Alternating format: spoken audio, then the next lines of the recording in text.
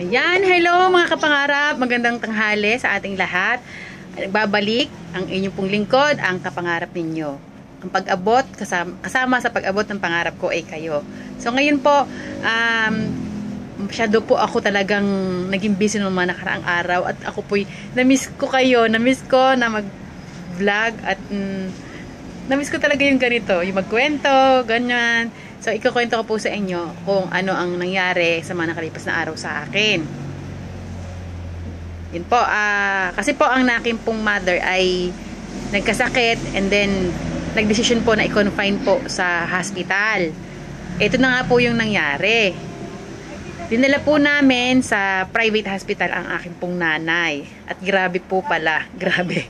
Grabe na po pala ngayon ang mga rules sa mga hospital, lalo na po sa private. Gawa po nga nung 38. 38. Sorry po for sa distraction. Ayun, pagdating nga po sa COVID, gawa po nag-iingat. De, unang proseso po, ganito po muna, bibigyan ko muna po kayo ng tip, baka kasi makalimutan ko mamaya. Pag po pala private, ang kailangan po natin dalhin, unang-una is yung po mga senior card, kung senior po ang inyong mga dadalhin. Pangalawa po, habang nasa hospital po kayo at sa tingin nyo po talaga ay kagaya namin, pinilit lang po namin na dalhin sa hospital na private kasi gawa po ng senior na maraming tao po masyado sa public, crowded. Parang nag-iingat din po kami na huwag masyadong ma-expose maraming tao, kaya po nag-private kami. Pero hindi naman po talaga kami ganun ka-pera. Wala po talaga kaming pera that time. Ginawa lang po namin ng paraan. Kailangan po pala is PCSO. Kumuha po kayo ng referral sa kanila para po lapit po kayo sa PCSO. Kami po kasi pauwi na, nung ilalabas na po namin siya, nung nalaman po namin na kailangan, pwede po pala yun. May nagsabi po sa amin. Ayun nga po,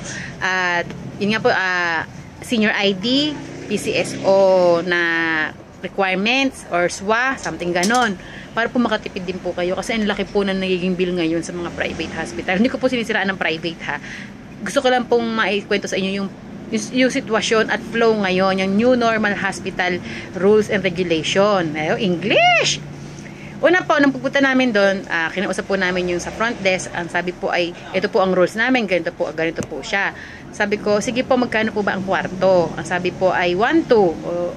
Sige na nga po, kasi maghapon na po kaming naglakad-lakad dahil kakahanap. Ang nanay ko po'y pagod na. Gusto na po niya magpa-dextrose. E di, 1-2 daw po. At ang kailangan po is magpa-under ng rapid test dahil hindi po nila i-accept ang pasyente pag hindi nag-under ng rapid test. So, nagpa-test po kami 3-5. So, nag-intay po kami sa labas and then x-ray. May x-ray pa po. Tsaka pa lang po nila i-admit kapag lumabas na po yung resulta ng rapid test. So, negative naman po. Nakita naman daw po na okay. And then, pinapasok na po kami doon sa loob. Sabi po namin, kung 1-2 ang isang araw, edi parang kung sakali po 5 days or 7 days po siya, ang inano po namin is parang 7,000 mahigit lang po. Di okay na rin po yun. Pwede na. Tapos yung pong rapid is 3-5 po sila. Dalawa ng bantay. Yung bantay po kasi required po siya na magpa-rapid din po.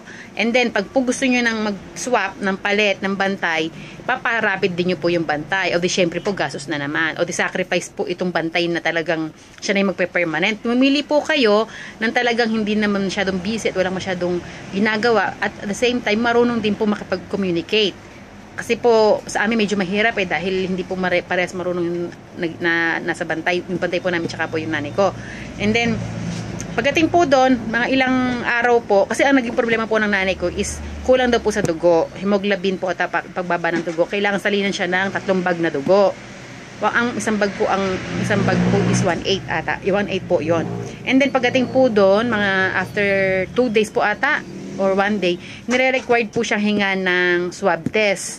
Kailangan po namin magbayad on the spot. Pag hindi po namin binayaran, hindi po siya papaswab. At pag hindi po nagpaswab, palalabasin po ng hospital.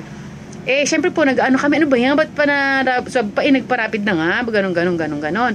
Di sabi po namin, kaysa naman sa ipalabas, di pa bagong proseso naman, kung ililipat na naman namin sa ibang hospital, nagdesisyon na po kami magkakapatid na, go na lang, bahala na ang Lord.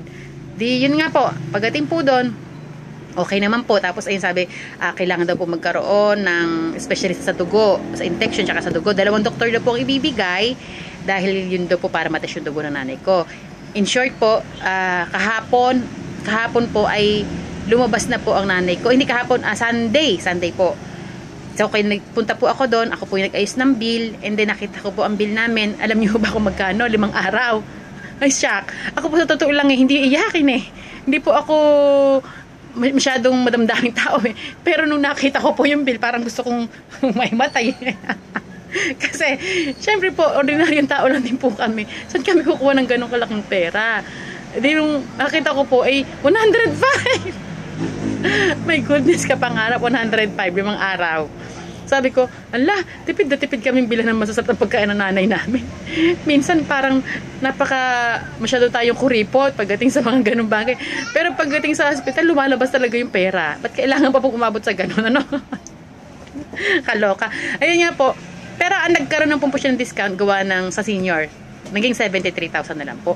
Pero dahil po sa nagulat talaga ako, hindi ko po maiwasan magtanong sa mga nurse. Pero alam ko naman po, sa isip ko, kahit po magtanong ako, useless din po. Dahil alam ko, patakaran po nila yon. At hindi naman po talaga magagawa na ng paraan dahil nagawa na po yung bill. Sa ganun pa man, nagtanong pa rin po ako at nagreklamo. Alam ko naman po, wala namang mangyayari. Ewan ko at nagreklamo pa ako. Nakinuwasi ko po yung head nurse. Sabi ko, huwag kayong magagalit kung kami magtatanong ha. Kasi ako minsan mga parang naiinis na. Sabi ko kasi ang pinirmahan ko lang pong kwarto 1, 2, ba't po naging 1.8 yan? Yun po ang sabi nila kasi daw po nakitaan ng symptoms ang nanay ko ng COVID kaya nag-under po ng swab test. Di after 3 days pa po naman po bago siya sinwab test. Sabi ko, di kung yun may COVID, di nahawakan na rin sila dahil after 3 days na di yun nga po, dinala po siya isolation room kaya po tumaas ang bill daw ng kwarto. Meron naman po silang 1,000 lang. Tapos yung pong nag-72 po na yung wala pa po doon yung bayad namin sa swab tsaka po sa dugo. Sagot po namin, yung cash po namin yung binabayaran. Tapos po, yun nga po, pag po sila ay hindi pa lumalabas ang resulta ng kanilang swab, dadalhin po sila sa isolation room, yung babayaran niya pa po yung mga gamit nila, mga damit nila, kaya po lumalaki ang bill. Tinanong ko naman po kung bakit naman po nakitaan ng symptoms. Hindi naman po nakihalubilo ang nanay ko sa mga ibang tao, nasa loob lang po ng lubluban iyon, yun ang pilagi lang nasa lungga niya. Kaya sure po kami walang COVID. Sabi po nahirapan daw pong huminga. Nung tinanong po ang nanay ko, nahirapan daw huminga. At nawalan daw ng panlasa. Sabi ko naman, kasi gawa nung matanda na po ang nanay ko, nung ini-interview po ng nurse, wala na sa ulirat. Dahil na siya, yung pagod na dahil maghapon kami naghahanap ng murang hospital. Siyempre po nung sinabi, oo. Ngayon po, nung tinanong ko po ang nanay ko, hindi na daw po niya alam yun, yung mga sinasabi niya na yun. Nagkaroon po patuloy ng gastos. Kaya po kung sakali, kayo po hindi ko rin po sinasabing dalhin, sana meron. Kung emergency po, biglang nagkaroon. At sure naman po ninyo, na wala naman po talaga kayong contact sa mga COVID pay, wag niyo na kong sabihin, nahihirapang huminga. At baka kayo ay mapa-swab test din. Yun lang po sa akin. So yun lang po at tips ko lang alam din po ay talaga pong mag-ingat tayo. Yun lang po ang talagang magagawa natin sa ngayon dahil wala na po tayong magagawa kapag yung pong hospital policy ay talagang yun na. Kailangan lang po na natin talaga sumunod. Pero para po maiwasan, mag-ingat na lang po tayo sa ating mga pangangatawan. So ito po ay baka po sakali makatulong. Kaya ko lang po sinabi sa inyo ang nangyari dahil baka po kung sakali ay may mangyaring hindi nyo rin po sinasadya ay alam nyo na rin po kung ano ang gagawin ninyo. Kaya ayun po, nakapag-vlog po ako ngayon kahit po sobrang busy ko, marami po akong gagawin pero dahil mahal ko kayo, mahal ko na agad kayo. Mahal ko talaga kayo mga fans. Nako, kung alam nyo lang na ang pangarap ko talaga ay malalaman nyo din. Kaya supportahan nyo naman po ako. Subscribe nyo po ako, tapos panoorin nyo naman po. Wag agad subscribe. Panoorin nyo naman po muna yung aking video. Kalukot naman ang aking anak. Ayos na ginugulo pa ano pa ba? Tapos na. Ano pa bang mali sa... Ay, sus. Tutumba pa yung cellphone. Sige na nga po, bago po ako mainis pa.